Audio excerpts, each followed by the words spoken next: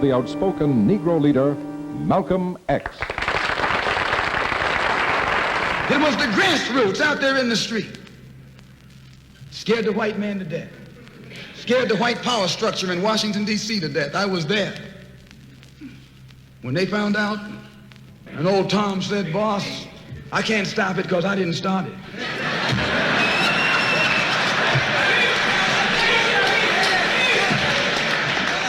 I'm telling you what they said.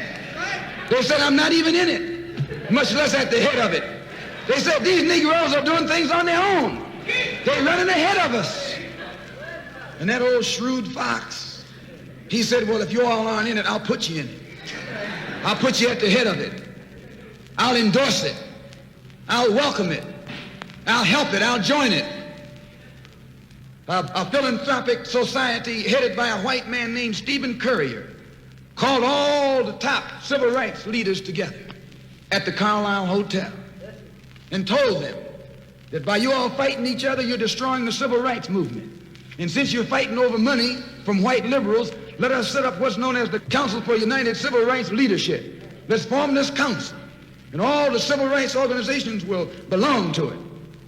And we'll use it for fundraising purposes. Let me show you how tricky the white man is. And as soon as they got it formed, they elected Whitney Young as the chairman. And who you think became the co-chairman? Stephen Currier, the white man. A millionaire. Powell was talking about it down at the Cobo today. This is what he was talking about. Powell knows it happened. Randolph knows it happened. Wilkins knows it happened. King knows it happened. Every one of that so-called Big Six. They know what happened. Once they formed it, with the white man over it, he promised them and gave them $800,000 to split up between the Big Six, and told them that after the march was over, they'd give them $700,000 more.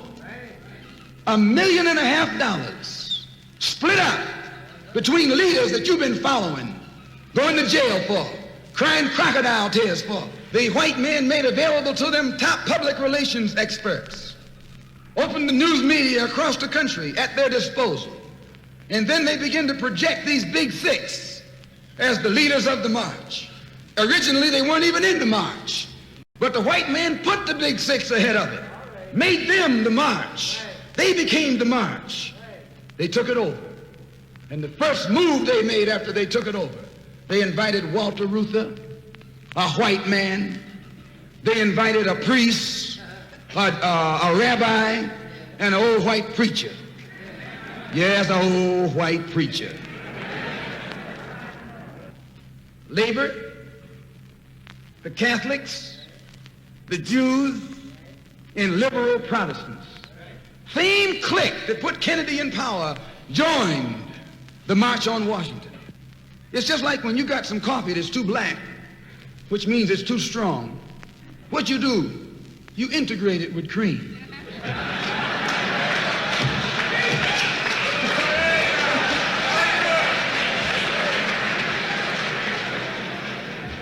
You make it weak. If you pour too much cream in, you won't even know you ever had coffee. It used to be hot, it becomes cool. It used to be strong, it becomes weak. It used to wake you up, now it'll put you to sleep.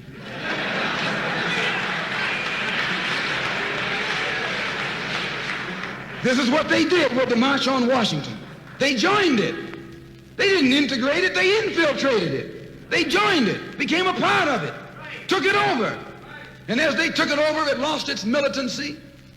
They ceased to be angry. They ceased to be hot. They ceased to be uncompromising. Why, it even ceased to be a march. It became a picnic, a circus. Nothing but a circus with clowns and all. You had one right here in Detroit. I saw it on television with clowns leading it, white clowns and black clowns. I know you don't like what I'm saying, but I'm going to tell you anyway, because I can prove what I'm saying and see if they'll deny it over a microphone. No, it was a sellout. It was a takeover. When James Baldwin came in from Paris, they wouldn't let him talk because they couldn't make him go by the script. Burt Lancaster read the speech that Baldwin was supposed to make. They wouldn't let Baldwin get up there. because they know Baldwin liable to say anything. They controlled it so tight, they told those Negroes what time to hit town, how to come, where to stop, what sign to carry, what song to sing, what speech they could make and what speech they couldn't make, and then told them to get out of town by sundown.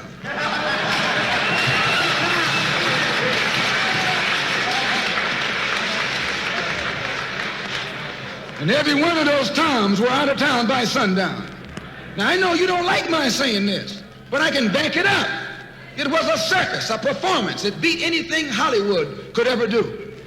The performance of the year. Ruther and those other three devils should get a Academy Award for the best actors because they acted like they really loved Negroes and fooled a whole lot of Negroes. And the 6 Negro leaders should get an award, too, for the best supporting cast.